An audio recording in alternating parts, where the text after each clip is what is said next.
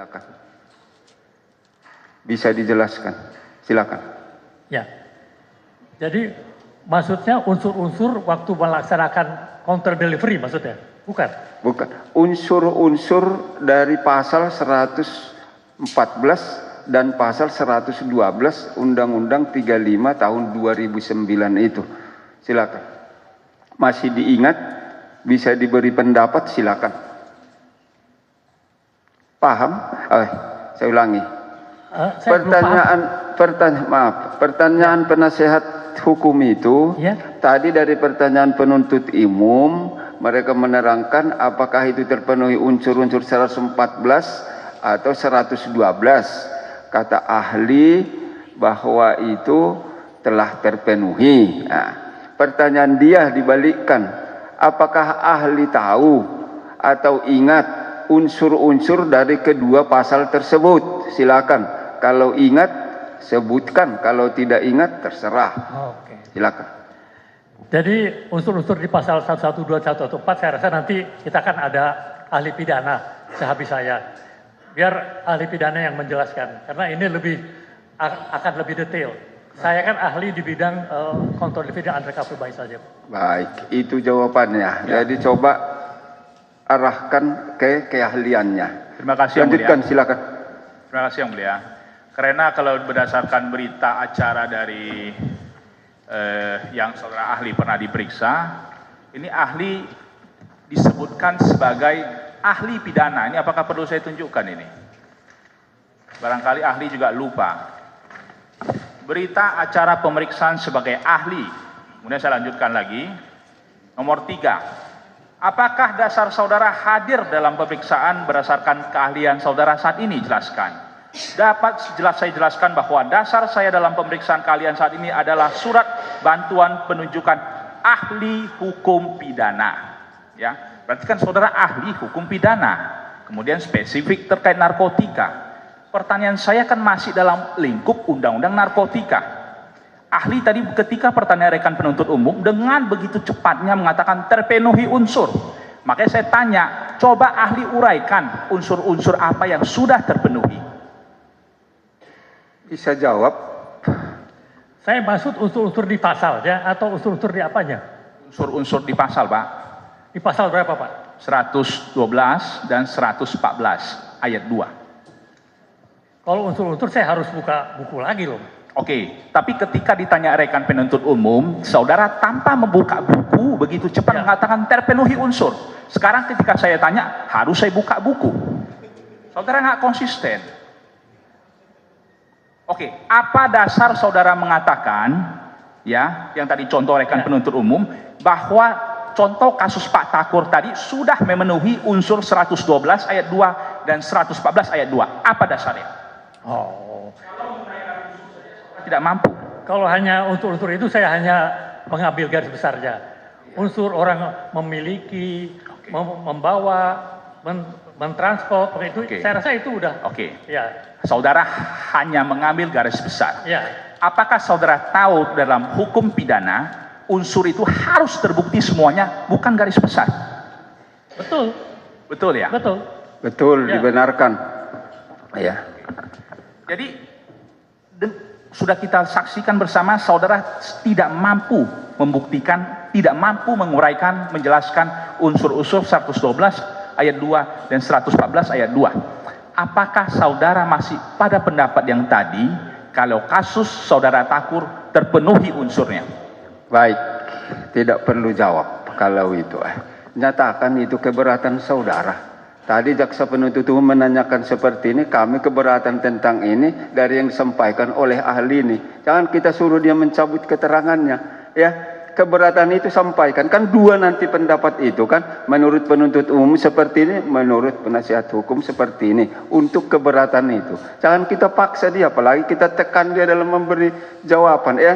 Ajukan itu sebagai bagian dari keberatan dari penasihat hukum. Kami keberatan terhadap apa yang sudah ditanya oleh penuntut umum tadi tentang ini. Dua-dua berimbang. Baik, pertanyaan yang lain, silakan. Mohon maaf Yang Mulia, bukan kami menekan, karena ahli itu begitu cepat mengatakan dia memenuhi unsur. Tapi ketika kita tanya unsurnya apa, nggak mampu menjawab Yang Mulia. Jadi apa yang terpenuhi? Itulah jawabannya. Baik Yang Mulia. Baik, yang lain.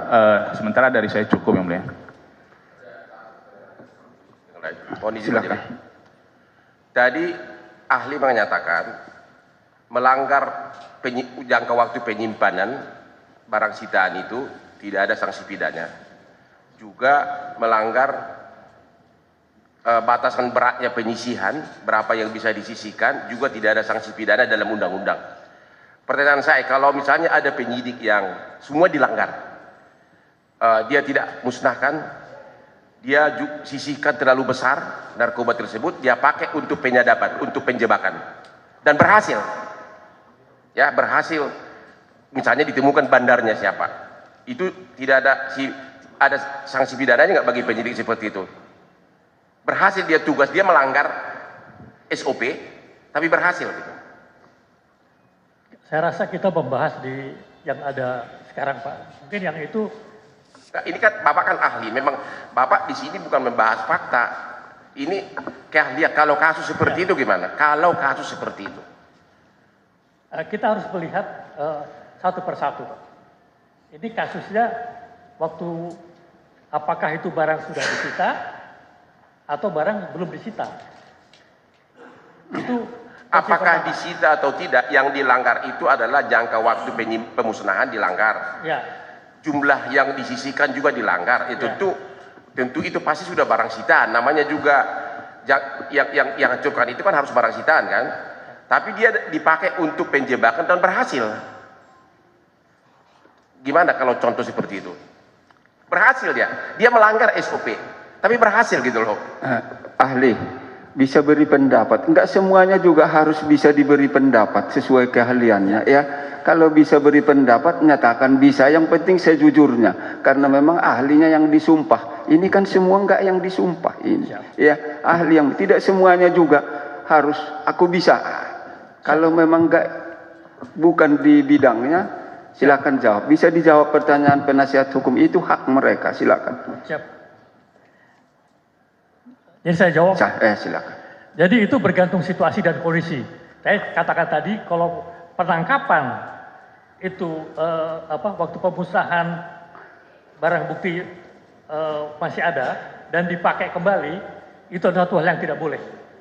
Barang bukti tidak boleh dipakai, apalagi itu sudah pemusnahan ya, tidak boleh lagi dipakai. Kecuali belum pemusnahan, mungkin sebelum itu barang belum SPDP ke jaksa, itu masih bisa.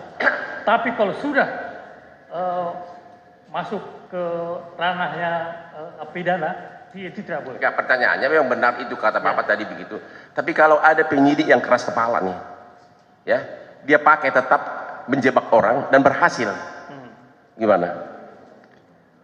Saya ulangi Pak, dia menjebak pakai barang bukti, ya kan? Ya jelas lah bukan barang bukti dari tempat lain yang di sini. Ya kan? Terus waktu ditangkap barangnya itu, jadi barang bukti siapa ini sekarang?